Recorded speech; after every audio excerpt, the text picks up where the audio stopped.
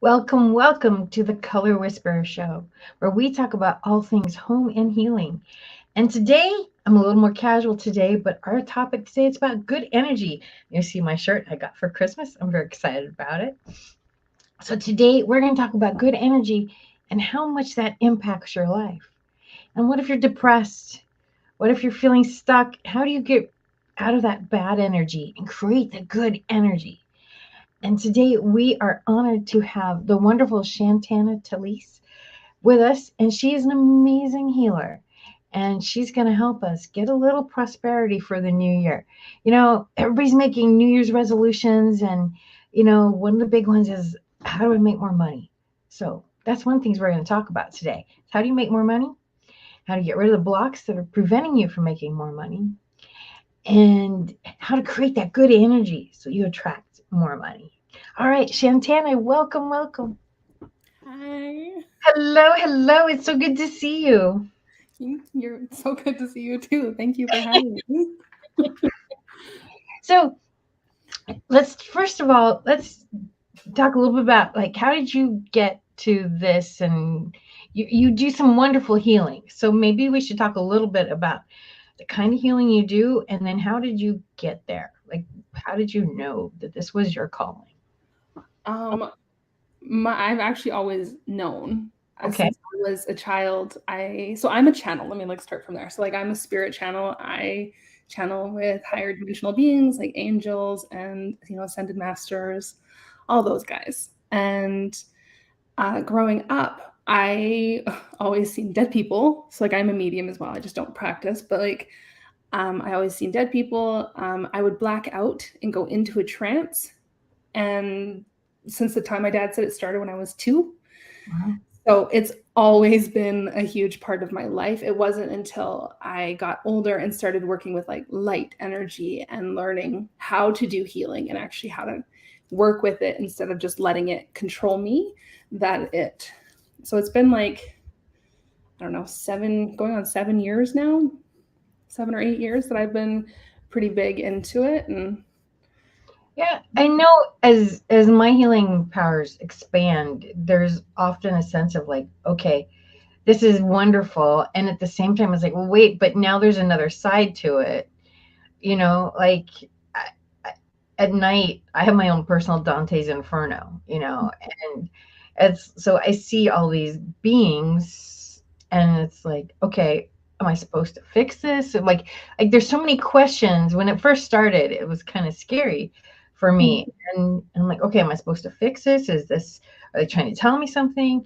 Um, Years ago, when the eyes, I call them the eyes, but when they first started, and then I went to the first Ripley's, believe it or not, museum is in St. Augustine, Florida, haunted as hell. I believe it. And I was relatively new to a lot of my awarenesses at the time, and we were staying in this place, and I have seen ghosts, before. That part didn't scare me. There was a presence in our room. We had a B&B, and there was a presence there, and both me and my roommate saw it, and we were like, okay, he was very protective, like nothing to be afraid of. Okay, fine. So then we go to the Ripley's building, and this little girl follows me home, and she's like screaming, and I'm like, I don't know what to do. Like, I can see you, I can hear you, but don't know how to help you. So fortunately, with the time difference, I had a healer. It was still only like 8 o'clock here. And I called her and I said, help. And so she helped her go to the light. Yeah. But I didn't know anything about how to do that. She only knew, oh, wait, she can see me, and she'll know, I did know what to do to help her ultimately because I knew who to call, but I didn't Mhm. know how to help her. So there is a lot of that kind of, it's steps of evolution. You've got to figure out, oh, there's this, but there's other things that come with this.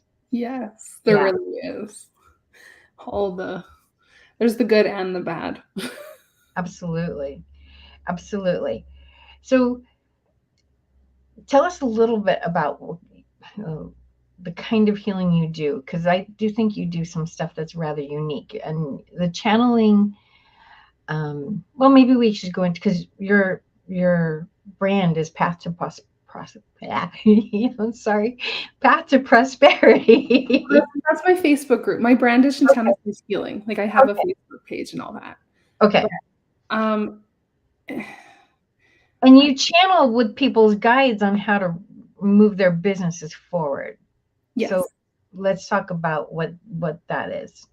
So everybody, doesn't matter who you are, everybody has a spiritual team that works with them. And most people that start businesses, they no longer want to do like the 9 to 5, and so the goal is to work for themselves. And generally they know they have a calling because they're more, it doesn't matter what kind of business it is, there always seems to be some kind of intuition level there that's like, hey, like I know I'm supposed to be doing this, and it's their calling. So then when I tune in with someone's guides, we can go into whether they're on the right track, like on like if they're following their soul path, and it can be down to doing the right thing, but not like how do I put it? So for me, like channeling with people for business, it's not the right thing. Channeling is the right thing for me to be doing, but because that's not in alignment with my soul path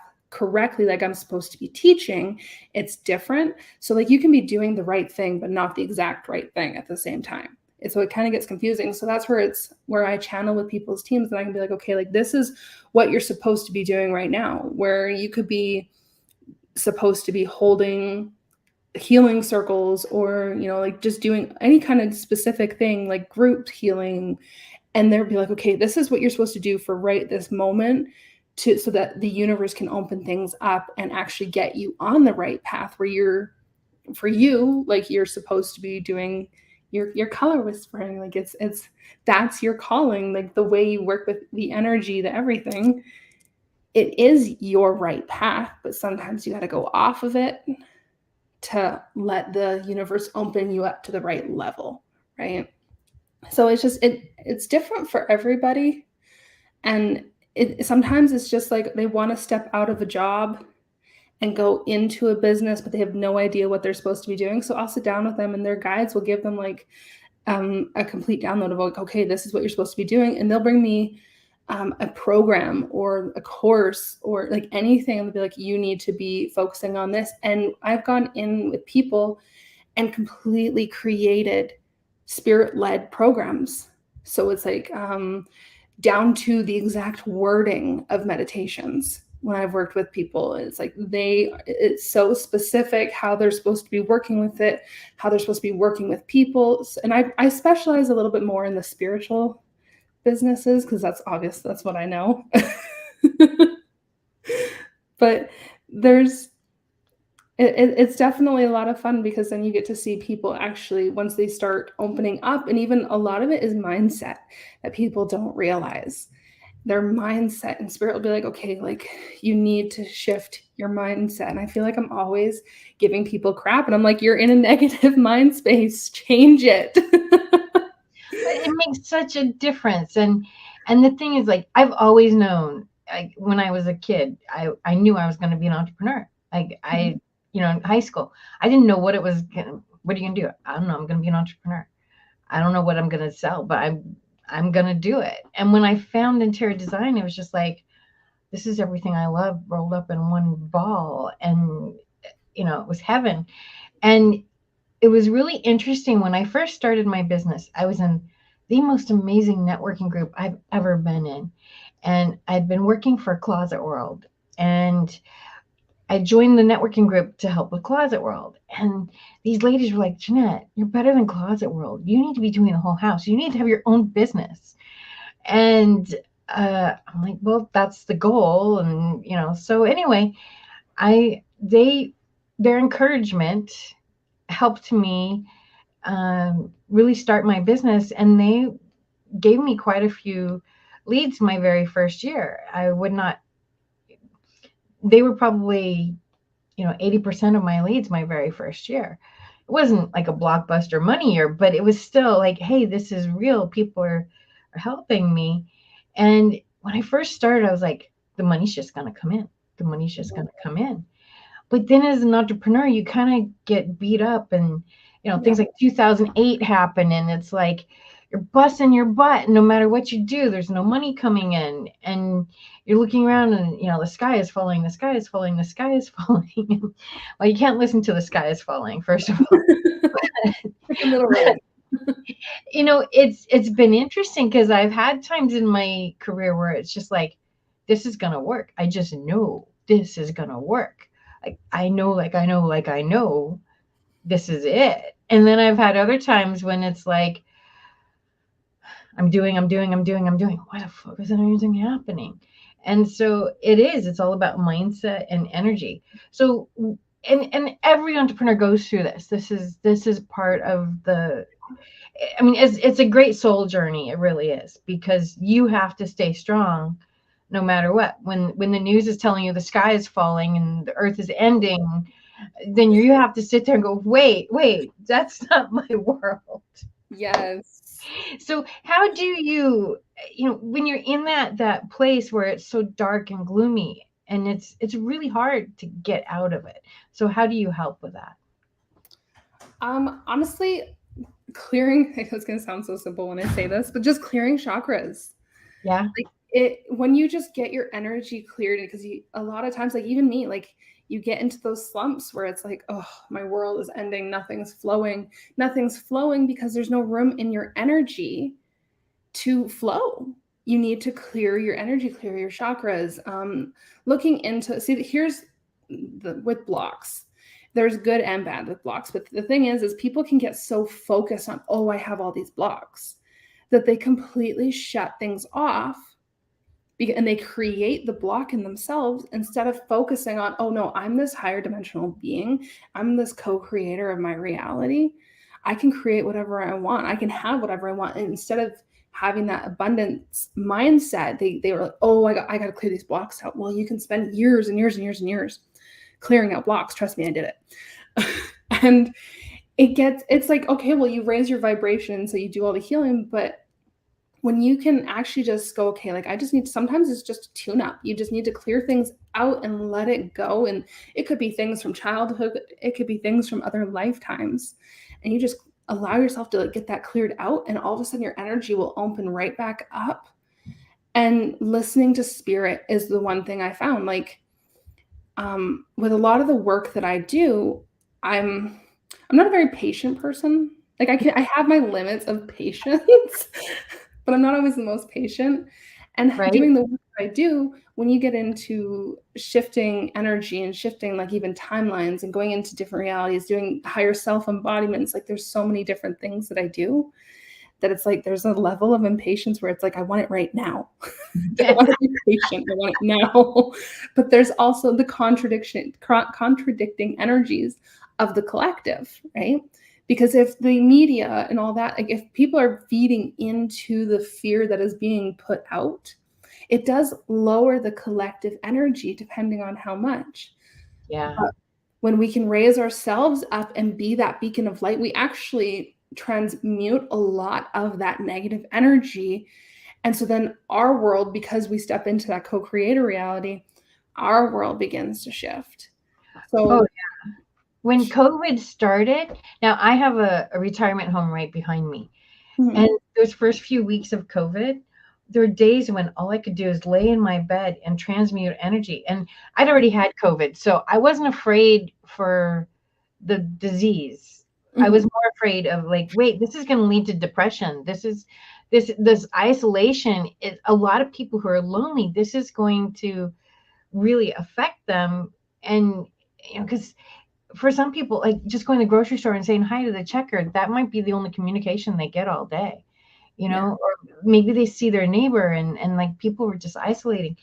And I was I really had to shift my energy. I'm okay, I don't mind doing this and helping transmute all this, but it can't lay me out all day either. Yeah. So I had to grow in my spiritual practices to okay, how can we do this on terms that are acceptable for me as well? And there was just so much fear that got blown out of proportion. You know, it was just there, every time you turned around, somebody would fear, fear, fear, fear, fear. And like, whoa, what are we really afraid of? You know, what do Right? you know, okay, you're afraid of dying. Okay, well, You're I dying get every afraid day. of dying, but the mask is not going to make you safe. You know? there's you got to, the real fear is you're afraid of dying. And they're taking on that whole collective fear. Mm-hmm. And I had times at the beginning where I was like overwhelmed by that collective fear. And I'm like, whoa, what is this? You know, I'm sure you probably had to deal with some of that too. You But know, the best thing that really helped me with that actually is protecting my home. yeah, Putting a violet flame shield of light around my house constantly. Because it transmutes everything. None of the collective energy can come in. I And like that. it would transmute everything. And when I'm at home, it would be like, okay, I'm not feeling all the collective. I'm only in my own energy. So then it actually gave me the strength to like raise my vibration up, and then I could transmute it out. And Yeah. ignore that. Mark, you have a question. I did. That's why I popped in and everything. You were kind of alluding to it, Shantana, and everything. But how important do you think it is to stay in touch? Because as Jeanette knows, I work. I'm not there today at a cultural arts center, and it is very much a historical building with a lot of ancestors and lots of spirits that have gone on that are still in that building because it was a converted church, and I still feel that very much connected to even some of my ancestors that have passed on, like my grandmother and others as well. But just in the business journey, how important do you think it is to get that direction from those ancestors? And in what ways do you help leaders in the business community get that connection to their ancestors and to understand when they might be trying to tell them something business wise and all along those lines? So if you're in an old building, like you said, a church, Right. you have to be careful because there is negative beings that will pretend to be somebody's spirit guides. And they will actually influence you to make things where like, oh, I'm getting this spiritual, like this feeling that I should be doing this. And a lot of times, like, it's really good to protect yourself in that scenario and make sure when I work with people's guides, and I even help them work with their guides, like, you make sure that you are calling upon the guides that love them unconditionally only. That is the number one important thing, because then at least you know you are working with beings of light and not negative beings, because it's not just about ancestors. You have a team full of so many different kind of beings. So, but your ancestors that want to work with you, they love you. And so as long as that's what you're connecting in, but it's not complicated. You just call them in. I call in my ancestors that love me unconditionally only, and let them, you'll feel that energy around you. You'll feel that love, you'll feel that light.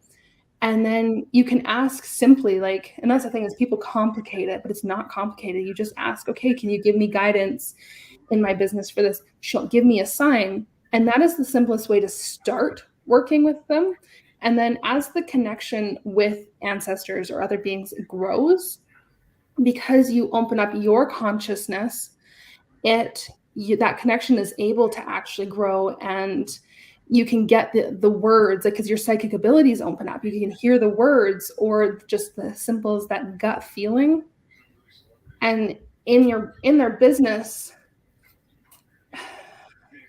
that one's not for everybody. Like, because I've gone to like people where I'm like, okay, can you give me some guidance in my business? And it's like, what? Like, it made no sense. It was completely blown out of the water. Like, it was wrong, right? And I knew it. Whereas, so it's kind of like picking, I don't know, you hear people say like picking their niche. Right. And for some people, they can really connect with the business and and it'll be more than just receiving the signs of all of a sudden in their dreams, they're getting these downloads because your unconscious mind is taking over. So the dreams is a really big one, because your conscious mind tends to block everything out because adults are not as open. Right. So when you actually, that's why it's important to even go into meditation. If you want to do it like that, you can call them in. If you're always calling in those beings of light, those beings, those ancestors that love you, then, and you're like allowing yourself to kind of slip into that meditative brain state, then you can actually connect, and they will give you the guidance, whether it's through visions, words, it can be numbers. Really, it can be in any way, because they work with your strongest psychic abilities. It can be through smell. All of a sudden, like if you're supposed to be cooking and all that, you keep smelling this certain smell, like they will communicate it with you. That makes a lot of sense. I can definitely see that. I know that one of the other things I was going to be curious about and everything was, I've heard a lot of people, and you kind of alluded to it when we were talking about this year of affluence and all along those lines, but I've been called by several friends a light warrior, and I take that as a compliment, and definitely something that I enjoy, that kind of benefit of life, for lack of a better term, and everything along those lines. But I'm just wondering your thoughts around that, and are we seeing, because some people are telling me that they are seeing a more positive shift to fight the division going on in the world, but they're seeing a more positive shift around the world, and that in the year 2024 and beyond, we might see some more positivity than the negativity we've been seeing for the last 4 or 5 years and everything. But I just wondering your take on that, because I'm hearing that there's about to be a sudden shift. A huge.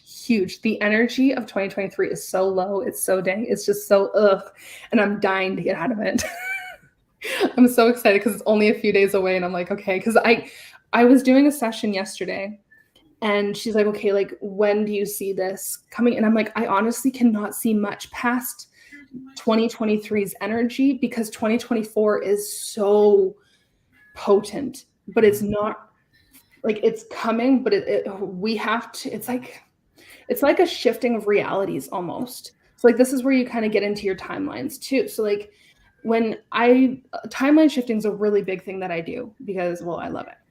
And when you start doing, you got to think of a timeline as a different reality. Every timeline that you choose to go on is its own reality. Now, if you think of like each reality, you're still coexisting with previous realities, but the version that you are is no longer the version that you were on the lower timeline. It doesn't exist anymore. You are now a completely different person when you timeline jump. And what is happening basically is 2024 and kind of going onwards is there's actually been 2 timelines for a while. And your soul had to choose back around like the beginning of COVID. I can't remember. I think it was like 2020 or 2021. You finally had to make that choice. And so your soul knew. And so there's been a really low timeline going and a really high timeline going. So we're shifting going into 2024. Not everybody, a lot of us though. We're shifting into this 5th dimensional timeline, this 5th dimensional world, and the physical earth is actually splitting. And I don't know how many years that's going to take to fully, but it is. And like, there's 2 parallel worlds happening right now. If you want to think of it that way, like they're similar, but what we are choosing to see in the reality, and it is like, I don't see any politics. I don't see any of that. Like, it's just not in my reality. It might be in the lower one where there's all this fear, all this chaos, and they're like, oh my gosh, the world is ending. But in ours, it's not actually. And if you're considering yourself as a light warrior, you're already in the higher timeline. You're already in the higher reality, and you're going into 5D. And we already are in and out of those dimensions already, because 3D is not really much in existence anymore. It's kind of going up into like the 4 and 5D. So it's like you're kind of in and out depending on how high your vibration goes and how much it comes down. Yeah, you can definitely see that and everything. And all along those lines, before I turn it back to you and Jeanette, the other thing I was curious about is, and this is for both of you, because how much should we kind of play a mentorship role with those that are younger? Because I know from the earlier part that you have got that 7-year-old and everything. And as I mentioned, I've got the 14 and 15-year-old. Ironically, Jeanette, I just learned this weekend or last week during Christmas what fields they are going into. So I now know what field they're going into and everything. One of them is a field that you actually deal with a lot and everything. But I think it's Julius, which is the youngest, no, the older, yeah, Julius and Langston. Langston, the younger one, is going to be going into architecture. So he's going to be going into architecture. And Julius, the oldest one, I think my brother told me that he is debating between law and biology, which is actually somewhat ironic because my grandfather, who he did not know, because that would be his great grandfather, and he had passed when I was a youngster and everything, was a biologist himself,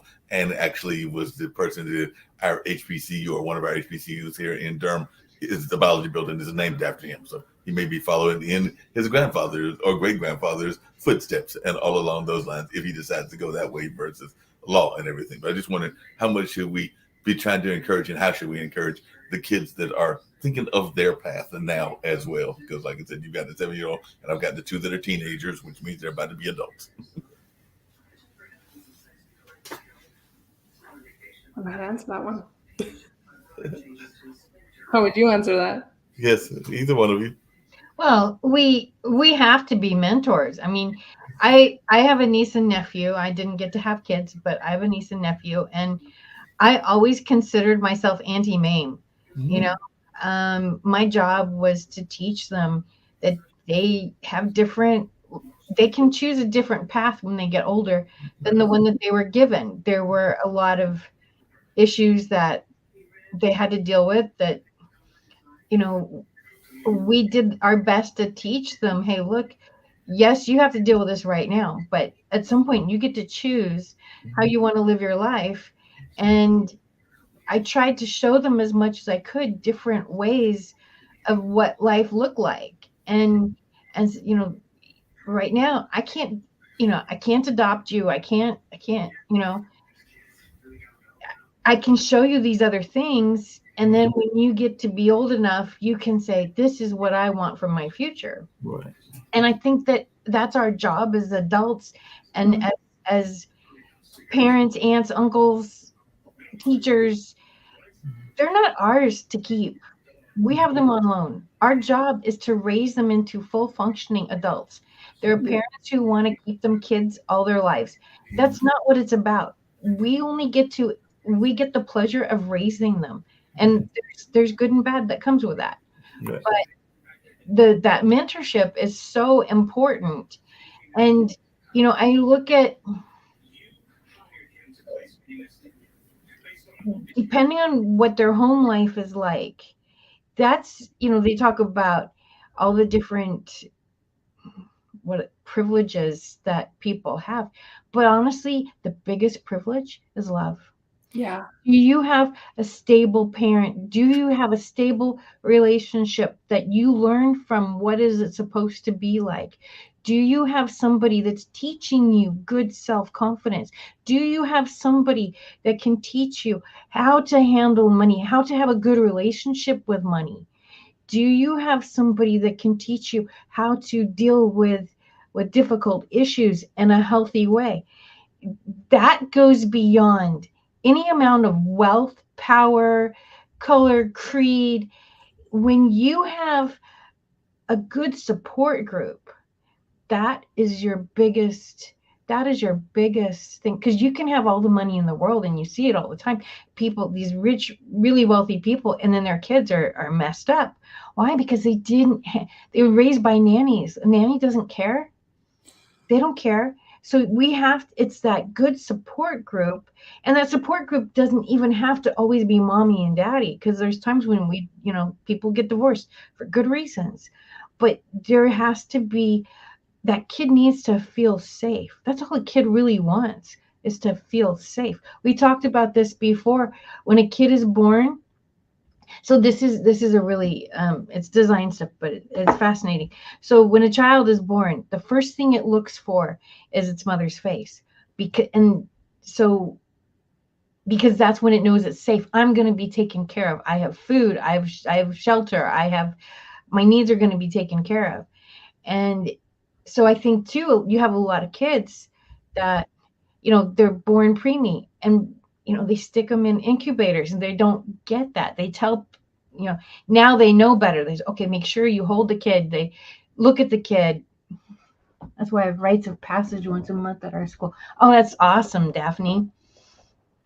But they need that encouragement of like, I've done something. And I don't like this everybody gets a trophy thing. No, we need to learn, what are we best at? If everybody gets a trophy, in England, the way the schools work, you get 6 subjects, and then you go to 4 subjects for like our senior year, and then you go to college and get 2 subjects. And I think that's great. I mean, I struggled with math. I took calculus. Why I took calculus? I've never learned. I got the wrinkles in my brain, okay? But that's it. And like, if I could have put that calculus time towards something that was more something I'm interested in, I could learn more. I think that we need to teach our children to understand what they're really good at. My nephew, he has the brightest light. He had such bright light about him. And I would tell him all the time, you have this bright light, and this is what you offer the world. Because we don't see it, right? I mean, I pick out colors. It's a piece of cake. I don't think nothing about it. Other people can't pick out a color to save their life. Shantana, you have some amazing healing capabilities. And it's natural. You saw dead people at 2 years old.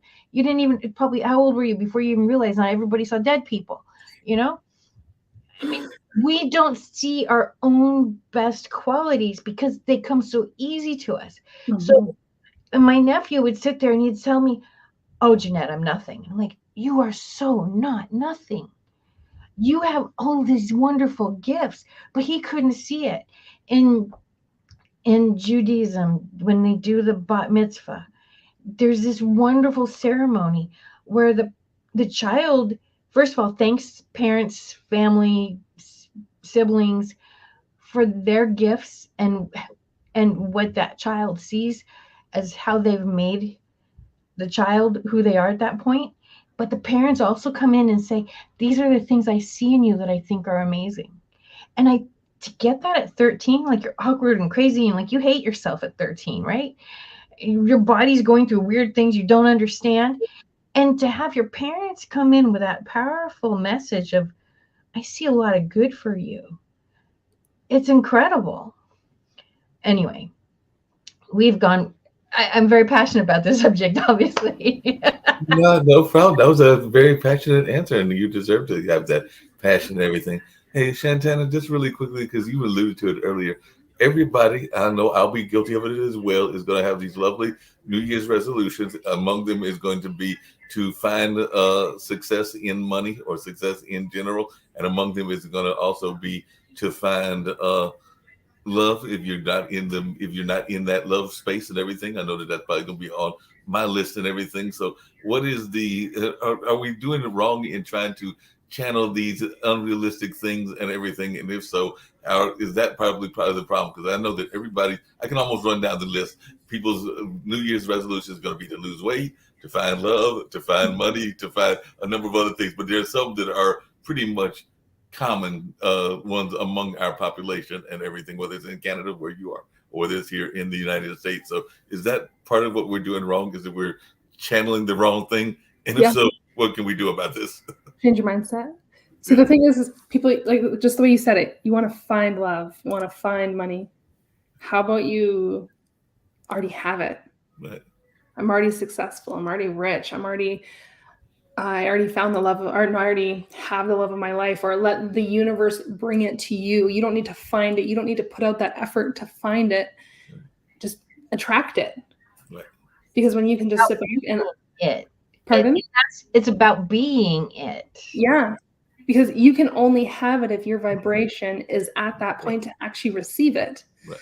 So when people make all these New Year's resolutions, especially going to the gym and losing weight is a really big one, I find. Right. And you know what? I dropped weight like crazy. All I didn't change the way I eat. I don't work out. I don't got time for that. I'm too lazy. I love myself. I look at myself in the mirror every day and I'm like, you're so skinny. You are beautiful. Like, I love you. I honor you. I respect you. And I just and it's honestly the hardest thing to do. But if you can sit there and look in the mirror and be like, you know what? I already am this. Mm-hmm. then it's already like the universe will be like, oh, well, this is what you resonate with. This is what you're saying you are. Here, let's give you more of that.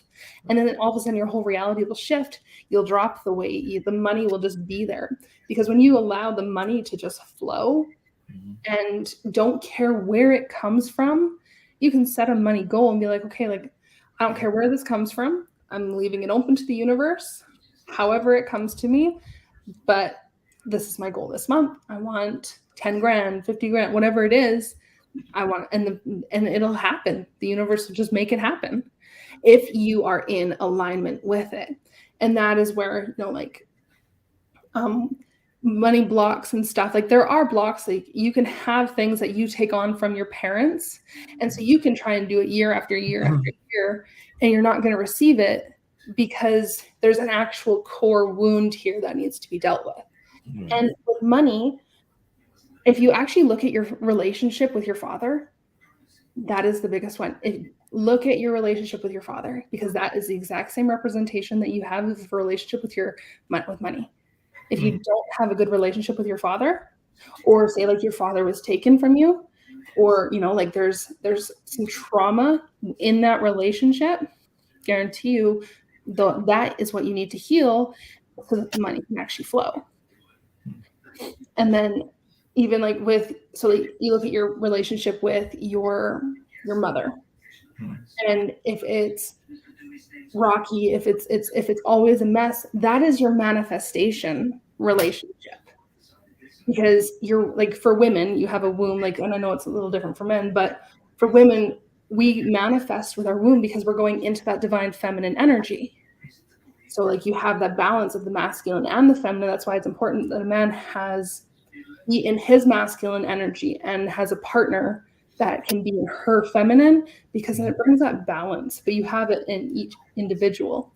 And so when people go into the new year and they're like, okay, this is my goal, and they're going to go at it really, really hard, they're actually putting themselves in their masculine energy, because your masculine is like when you see it come into fruition, that's all of actually like having it. Whereas your feminine is the creation of it. Because even in a woman with her womb, like she's creating, she's holding space, she's allowing it to come. Where a man goes out and he makes it happen, right?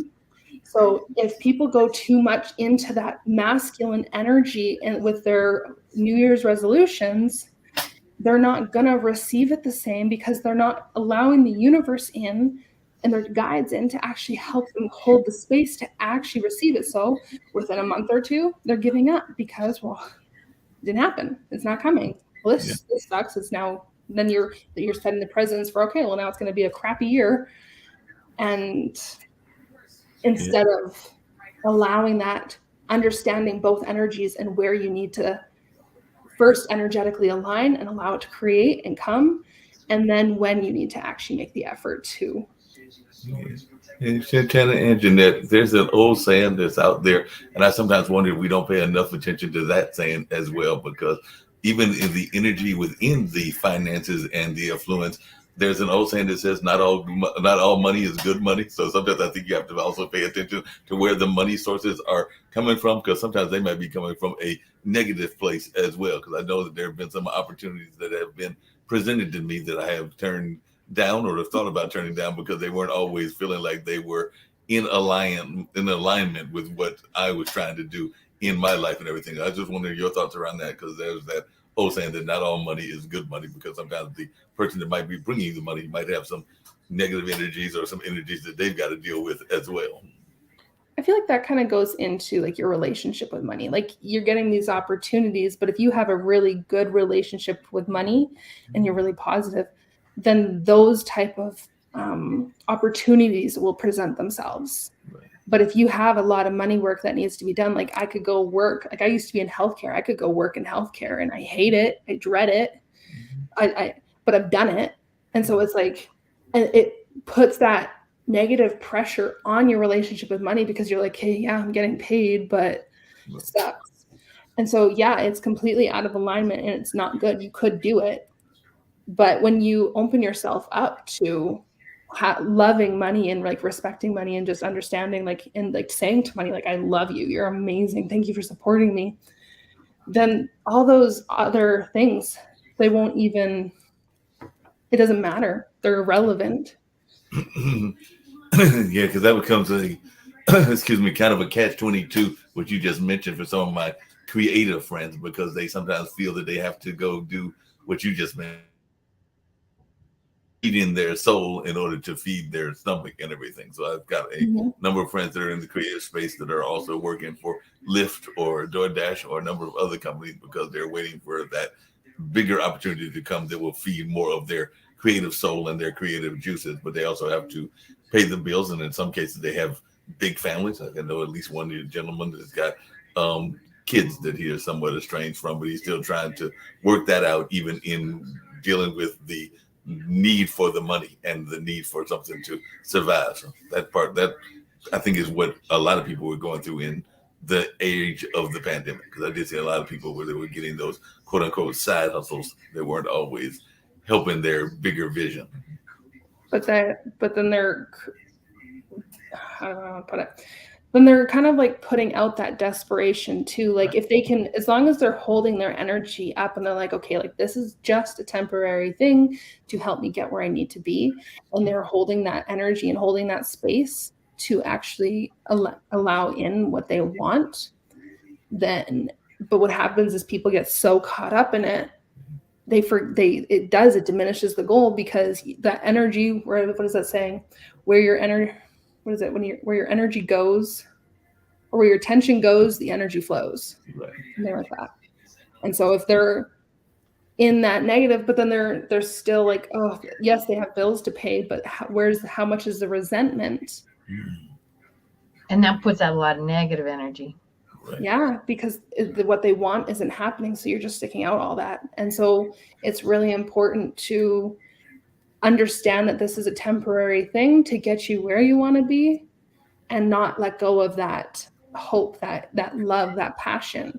Make sure that even after they're done working, they're creating that space of that love and passion and authenticity, especially because it's a really high energy. Then so it depends on which way they look at it. And if they're like, thank you, money, for supporting me, and thank you for money for supporting my business, blah blah blah, like it's all in the mindset, honestly. Yeah, that makes a lot of sense. I'm gonna turn it back over to you, Jeanette and Shantana. I see why you have this amazing lady from Canada as a guest. She's got all kinds of insight and all of that and all along those lines. So I'll let y'all go back to the conversation, since those were the ones that I just had on my mind as I was listening to y'all. So first of all, Shantana, you have an amazing weight loss healing on your website that I did. And I felt, I mean, the weight hasn't gone away yet, but I felt like 20 pounds lighter the next day, because you were talking about how the weight, we take on the weight of the world, we take on the weight of our ancestors.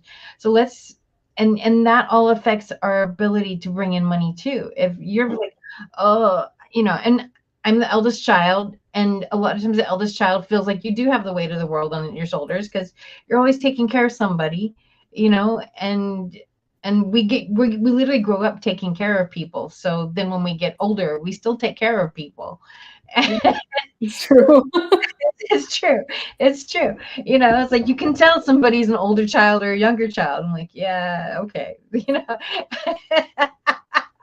At least I can. I mean, it's so intuitive. I'm like, oh yeah, you're an older child. Okay. Do you know which one I am? Oh, you are not an older child. You say I'm not? I don't think so. Are you? I'm the second oldest. There you go. See? Yeah. No, I know. No, you're. I can tell that there's older, but you didn't feel oldest. No, so. I have an older brother. Now that can get confusing when the oldest child is the golden child, and then like sometimes in some cultures there's like the firstborn son is like the golden child, and so the firstborn daughter has the oldest child syndrome. Really? Yeah, when you get into some cultures, the firstborn son can do no wrong.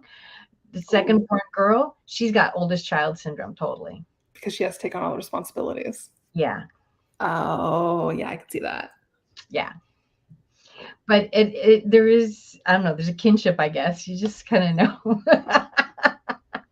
But I want to talk, because one of the things that's really cool is you talk about how the relationship with our ancestors and past lives comes into what's going on now. And when we clear that, it opens up doors. And that's why, I mean, your healings, you have several healings that you can go in and just on your website, people can just get those. They're very good. I've done several of them, and I felt so many things just fall away just doing that. And we've worked together. And by the way, guys, she's freaking amazing. She's been very polite during this whole time, and very humble during this whole time, but she does amazing work. And there's some healers that have a lot of ego. She doesn't have the ego, but she really does want to clear the crap that's keeping you from getting the goals that you want. So I want to talk a little bit about the ancestor stuff. And we're talking about 2024 being a really abundant year. Yes. And then maybe we can do like maybe 5 or 10 minutes of healing. And let's get rid of some of that crap so we can open up 2024 and be amazing. And we're almost done with the show. Oh my gosh. So anyway, so I want to, there's so much I want to do, but I think that because that's one of the things that I have fought with a lot is the whole, the mother wound, the father wound, the dealing with the ancestors, and like, how is this stopping you? And that's what I was talking about with the kids. Is like the biggest thing that makes a good kid and helping them to thrive is how solid the parent is. Yeah, that's really it. I 100% agree. See, my parents were so young when they had us that they weren't solid, but my dad's number 12. So I have a lot of aunts, and he's the youngest. And so I have a lot of aunts and uncles, but more so I'm really close with my aunts, and they help me with that foundation so that when I had my daughter and I don't know something, like I have places that I can go and be like, okay, like I don't know how to deal with this situation. How can I do this? Because I am a single parent. So I'm like, how do I? And I always tell my kid, like, you're not going to grow up normal because I help her break down situations. But when you can understand that it's not your shit, it's not yours. Like when you look at your ancestors and holding on to all that stuff, and I see so often these posts are like, oh, you're the chosen one if you're doing this and blah, blah, blah, blah, blah, blah, blah. You're the chosen one in your family to deal with all the karmic crap. Oh, yeah. That doesn't feel good. And it's like, why do I have to own all of that? I don't want to own that. Like I will heal it, but it's not mine. At the end of the day, I'm going to separate from it. And even my mom's stuff, I'm like, that's her stuff. And my dad, that's their stuff. Like I will go in and I heal. I will cut cords. Like, and it's really important that you can separate yourself. Like, okay, like this needs healed. But when you go in to heal it, don't take it on as the burden of, oh, this is my job, I have to do it. No, take it and go, okay, I'm healing for this, for the future generations to come. I'm healing this for me so that this isn't being carried into the next life or into my child's life.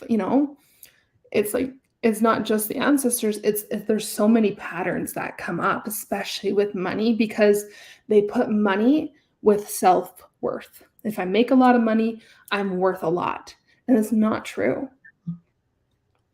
But even for healers, a big one is they're doing all this spiritual work. And one of the biggest things that I see is they're not allowed to be paid for their work. And that is a really huge block. And it's like, no, that's a contract you've signed in a past life. It's no longer relevant. That's not how today's world works. And so there's so many different avenues that need to be cleared. People tell me, well, it's a gift from God, I'm not supposed to charge for it. And I'm like, well, what do you do for a living? Well, I'm really good at computers. I said, is that not a gift from God? I'm not good at computers. Every time my computer messes up, I'm swearing there's 4-letter words coming out of them. And I'm like, okay, who can I get to help me? Because I hate it. That's not my gift. Yeah. I have many gifts. That's not one of them.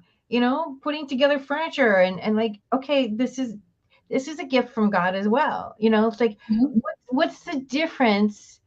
If your gift is healing, then your gift is in engineering or biology or teaching or whatever. I mean, it's still, this is what God gave us to exceed in. Yes. Yeah. I 100% agree with that. That's what you're here to do. And that's how you share your light, because once you have that passion, doesn't matter what you're doing, if you have passion for it, you are shining the brightest light. Yeah. And you are helping raise the vibration of the collective. You are helping, you don't have to just be a healer to help heal the world. Doing what you love and being your authentic self, it's such a huge vibration that you want to spread that. So yeah, do what you love and dive into it. And one person with a bright light heals how many? I think it was like, it was around 70 people. I can't remember. I'd have to go back and look. I think I sent it to you. Yeah, It's a lot. It's a lot. It's a lot. So just you being in love with what you are doing and who you are, we help raise the vibration for so many others Oh yeah. who may not even recognize that this is a thing. Mm-hmm. Use a bunch of buoy. I don't believe in this stuff. Okay, fine. But It's not your reality then. right. But when they're around us, they feel better. Right? I don't even know why, but they feel better, and their vibrations gets raised, and it's all good. Oh yeah, that's amazing. It's easy to spread love. It's so easy to spread love, but you know what? So many people don't. I go on Facebook, and most, like you said, most of the people on there are really cool, but there's a few people, they're kind of stuck in the whole politics thing, and it's hate this and hate that, and I'm just like, why do you hate so much? Like, it's like, do you realize you're hurting yourself? Like, I don't care who they're hating, but I'm like, do you realize you're hurting yourself by hating this man? I know, the news is telling you you're supposed to hate somebody, but you're hurting yourself by hating anybody. 100%. Anybody.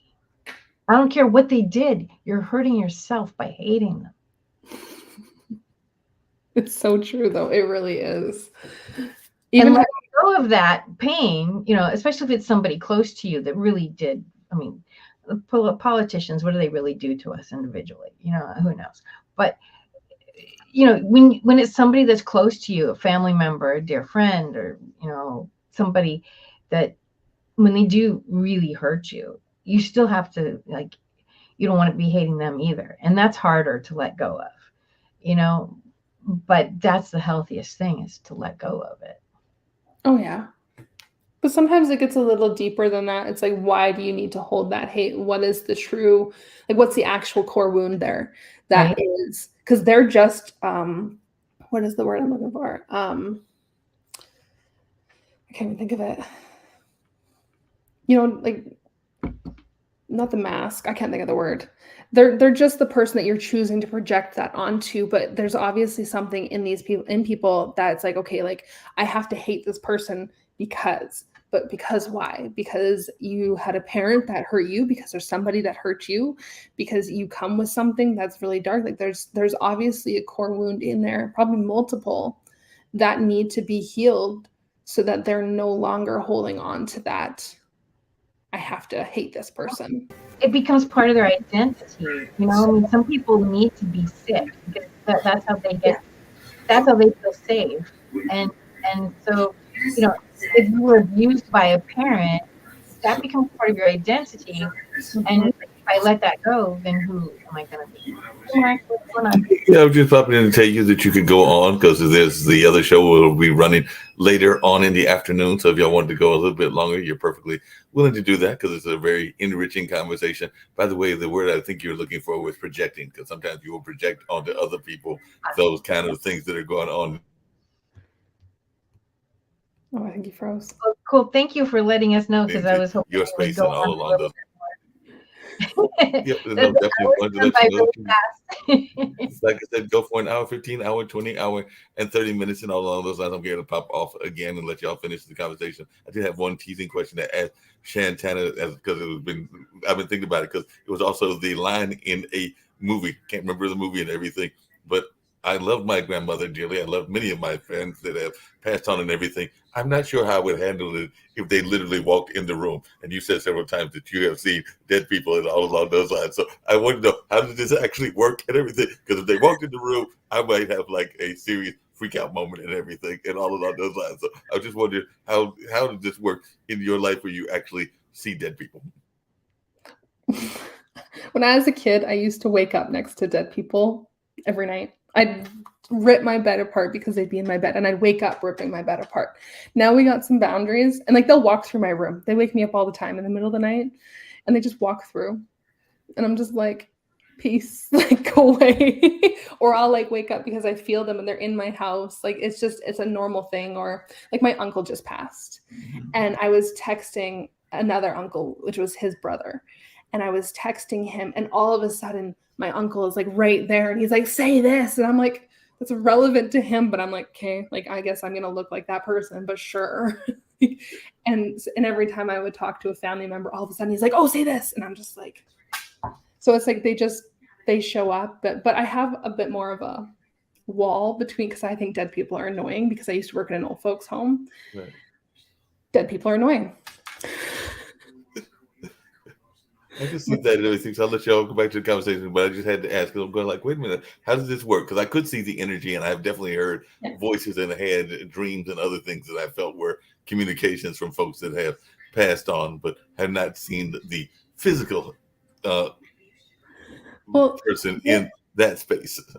They're in our, so like we have different, what's the word, realities, dimensions, different dimensions, okay, they all kind of coexist.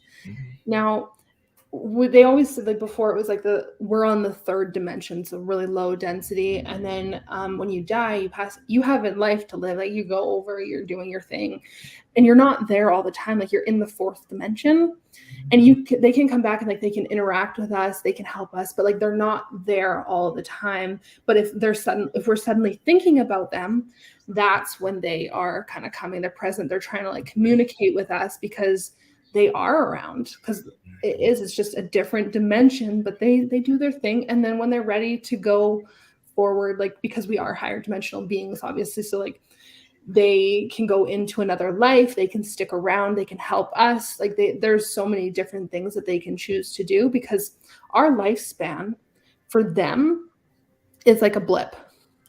So like if they are around our entire lives, it's like 5 minutes to them that they're actually hanging out before they go into their next life. Like it's because time doesn't actually exist. Time is a man-made concept. So what is an entire lifetime for us is not for them. It's completely different. So like you got to think of it as like the time difference. So like they're not always here. They go do their own thing. They got people to see, things to do, you know. Yeah, I can definitely see that. Like I said, I'm gonna turn it back over, but just to let you know, Shantana, the Cultural Arts Center that I work at, there have been some people that have passed on, and there are definitely some folks that everybody that works at the Hayti Center, that's the name of it, has literally heard dancing footsteps and other things, because it is a cultural center. It's been a cultural center. It is also a historical church, so there have been people that have heard, I think, in maybe even entire sermons, but definitely they've heard dancing and a number of other things. So I don't know anybody that has worked there that has not heard the mysterious noises, because it is an old building. It's over 100 and it's over 125, 130 years old and everything. So definitely everybody there has heard some noise of some sort or another. I love that. There's all the noise. Yeah, dead people.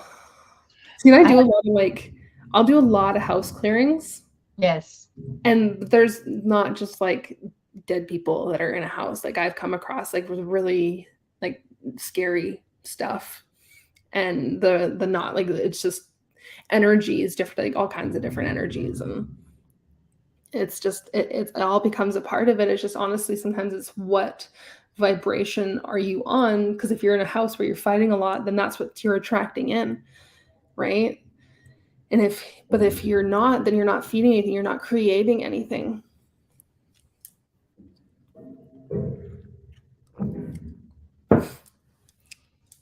Hear my dog. I agree. Dead people can be annoying.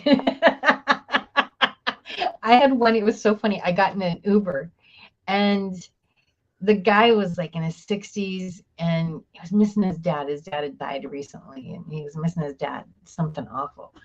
And next thing I know, his dad's in the passenger seat. And I'm like, and he goes, you can't tell him I'm here. You can't tell him I'm here. You can't tell him I'm here. Okay. He said, but you have to tell him X, Y, Z. And I'm like, and how am I supposed to do that? You know? I said, you better steer the conversation to get there because, you know, and oftentimes when I get messages like that, it's not anything like, oh, you know, check this box for some, you know, it's generic stuff that like if somebody doesn't believe, they're gonna go, well, how do I know that's them? I'm like, you don't have to believe me. I can just tell you what I see and what I'm feeling. And, you know, but usually when they appear, the person's wanting to hear it. So, but this one was just really, you can't tell him I'm here. You can't tell him I'm here. You can't tell him I'm here. Fine, I won't tell. I think the worst is when they're like, can you tell them that I love them and they don't hurt? Because, you know, I'm right here. And it's right. Like, I'm there for them. Like, let them know this. Like, I am, you know, like just tell them how much I love them and it's okay. And they're going to get through. And I'm like, you make me feel like such a fraud. Thank you. Because right. Generic. Right. It's generic. And it's like, okay, I could be coming up. I was like, you're channeling something real and they're not saying anything that, you know, like, okay, well, duh, of course they love you, you know, right? Right. I'm good on the mediumship. All right, we got permission to go over, so let's do some money healing or some general whatever healing you feel called to do for 2024 to make it great. I kind of want to do an abundance activation. Okay. Is what they keep telling me. And that's what I'm feeling really drawn, like to help anchor in that abundance of 2024, like really get that solidified. So yes. And let's all, because the news is saying something different. So we want to move into the timeline of 2024 as our best year ever. Okay. I'm just going to call in. So like, I channel for those of you that I don't know if you've come across channeling, but like, if you're not watching it live, it's fine. Like I'm going to call in everybody that's watching this, like everybody's team, so that their teams are helping them and anchoring in that energy. So it's for everybody that comes across this. Okay.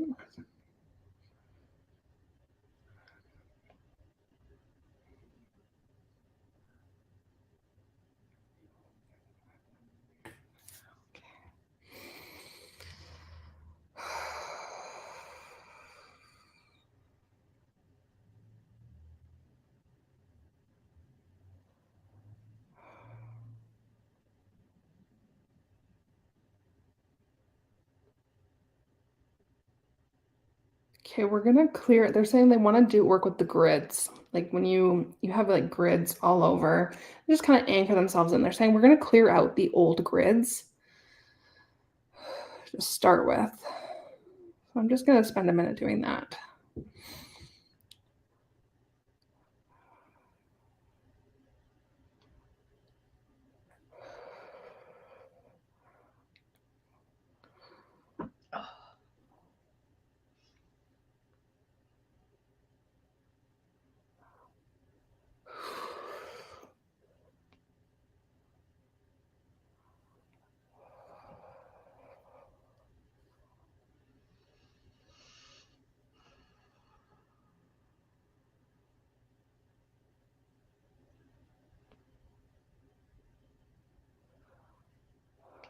There's actually a lot of third dimensional grids that are hooked in.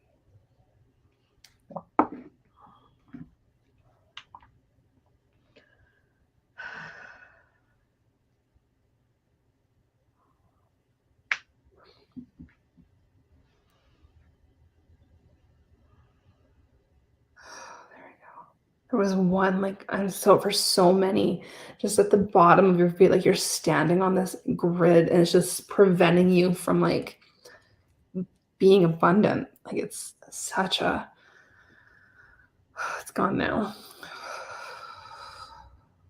Okay.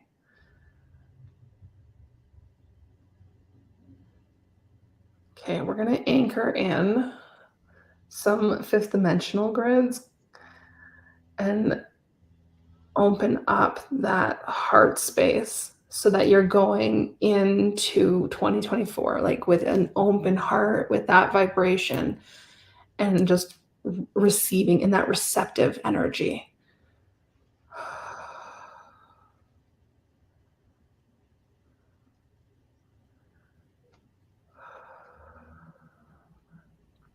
Dira kotara sontorera kete katera.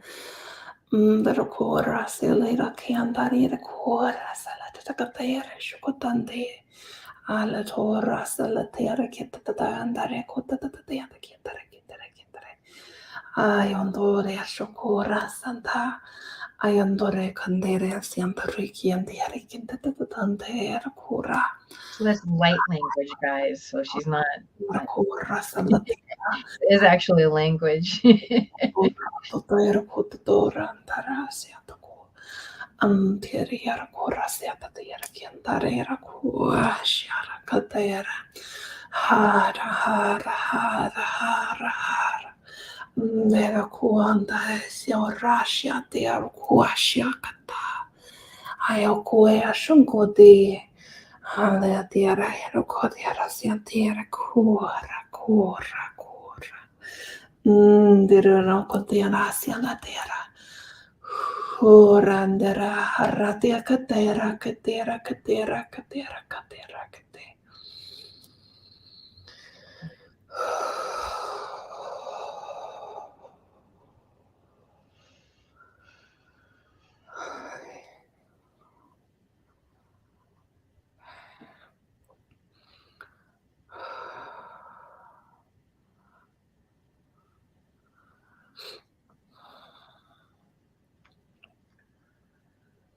Just showering you with light codes so that you are in that receptive abundance energy. We're gonna plug those in now. Had to bring your vibration up.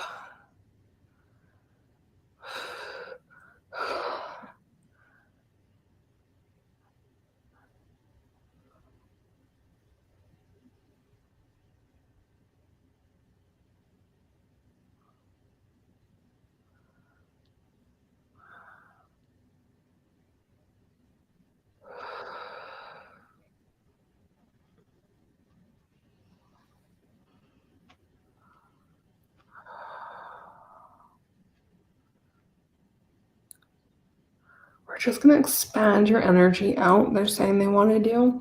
Or like, let's get it all in while we're here.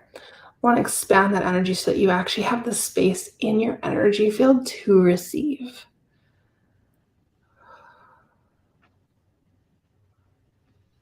That permission to receive is huge, and you have to give it to yourself.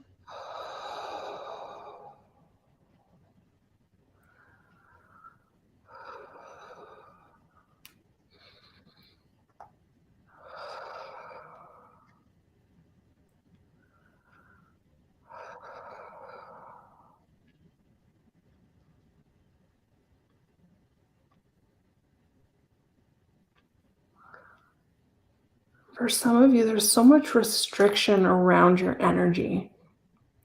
Like they're just like taking off these barriers that were placed there so you can't fully expand out as much as you are capable of. So we're just removing those so that you can actually expand and really have a lot of space to receive.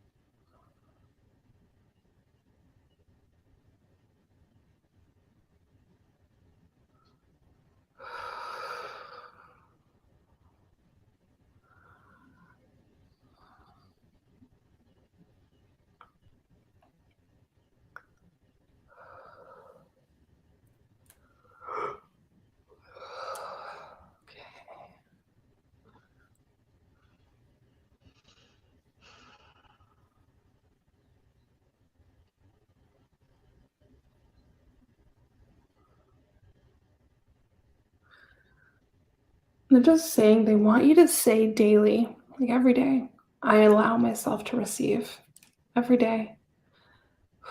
And just ask them to turn on your energy to open it up to receive.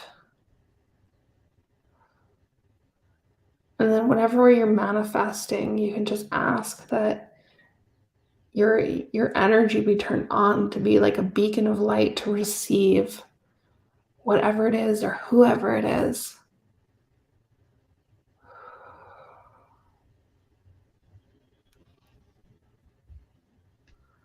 Okay.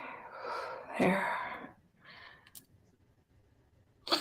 Actually, I'm just going to ground that energy out.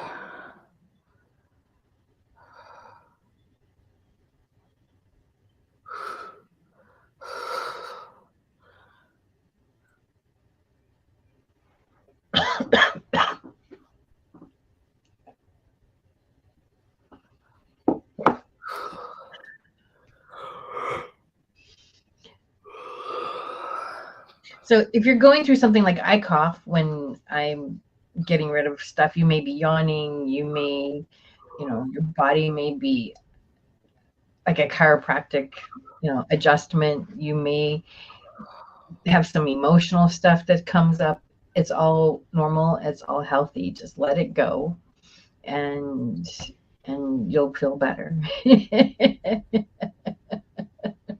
My eyes water, my nose runs, I cough, I sneeze, I yawn, like my jaw it's a good thing my jaw's dislocated because like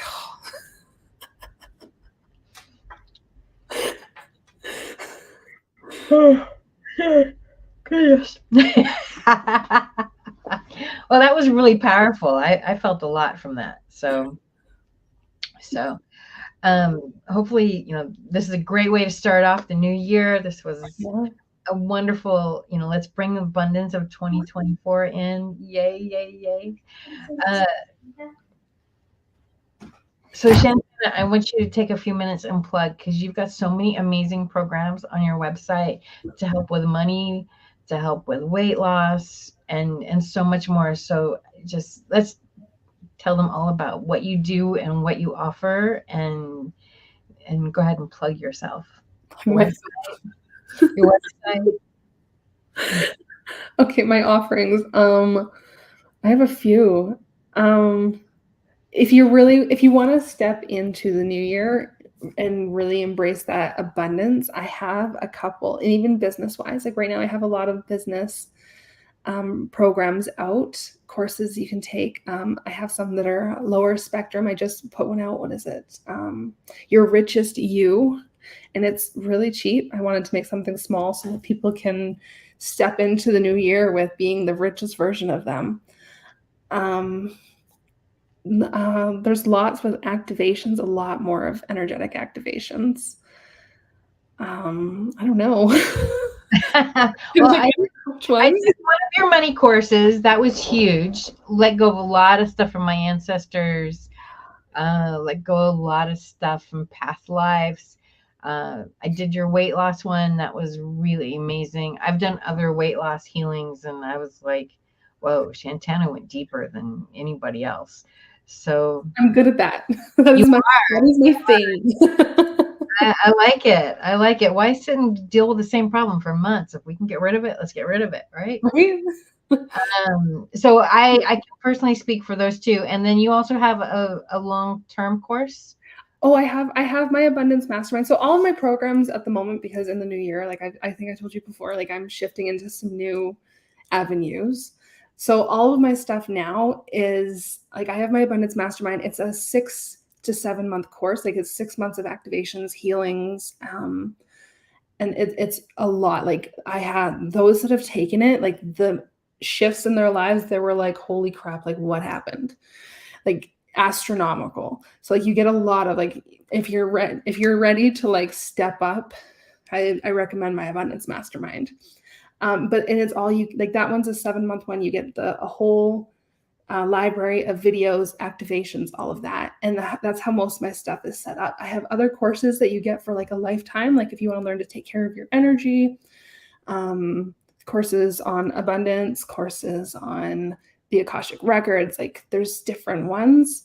Yeah, they're all set up the same way. It's just summer courses and summer programs that I've ran, and you get access to them, and they're all like, you get a video library. But yeah, my Abundance Mastermind's probably it's my baby. I finally just finished recording it. I think a few weeks ago. Nice. Yeah, and working with you individually is mind blowing. It really is. There's so many ways you can work with me. There's so many ways. So if you're called at all, go check out her website, which is ShantanaTulisHealing.com. Yes. And yeah, my individual stuff, like there's the channeled healings one-on-ones where you get the distance. That's a really popular one. There's ones where you can come on video chat with me and speak directly to your guides and get the healing. I have ones where we go into past lives and do timeline work in past lives. I have lots of different ones. So whatever is your fancy. And then I also have a couple membership groups on Facebook. My cheapest one is, what is it, $14.97? And I was looking at it, the amount of stuff I have in there, I was like, whoa, when did this happen?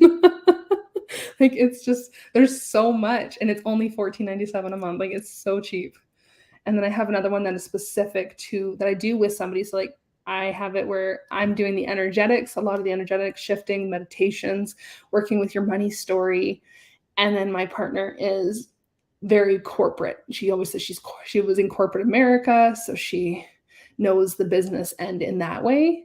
So we kind of brought it together, and yeah. So ShantanaHealing.com, right? ShantanaTulisHealing.com. Shantana Tulise. So let's spell the name because. Okay, so my first name, Shantana, SHANTANA, Shantana, and then Tulise, TELISE, Tulise, healing, obviously, .com. I was about to get my Awesome email. That's what came to mind as my email. Awesome. Well, I am so appreciative of you being on today. Thank you so much. Thank you for having me. This was a wonderful day, and thank you for doing the healing. And I wish the best for you in 2024. It's only a couple of days away. Okay? New adventures, new exciting things. And I wish everybody listening a very happy 2024, and may you have much abundance. Yes. Right? Yes. Good luck. Thank you. Thank you. And now we go to Kendo Spice, because we've done a lot of spiritual healing, but now you got to get the physical healing with Kendo Spice so your body can feel good. Because if your body feels good, it's a lot easier for your spirit to feel good. That's so true. You know how people love to enjoy food and don't understand how to flavor their food or how to replicate a meal? They're interested in supplements, but don't know where to begin? Well, what I do is I take the guesswork out of enjoying flavor and wellness with my flavorful spice blends so that they can create delicious meals with healing benefits. Can Do Spice was created to help cooks at any level enjoy healing through food. Every spice blend was designed to give added health benefits of natural herbs. Every blend is complete. There's no need to add any additional spice for a delicious meal. Saving you time and money while adding supplements to your meals can be both tasty and fun. My earliest memories in the kitchen began with my father, Kenny Can Do Bond, so it was fitting that I would name this line after him. I have always looked to natural remedies to supplement the body, and I found myself hiding herbs and minerals in foods for my family. That's when it hit me. Everyone needs Can Do Spice. Everyone should be having this. It's an exclusive brand for cooks at any level who want to create flavorful dishes with healing benefits that can satisfy the body and soul. Add a little spice to your life. Give Can Do Spice a try.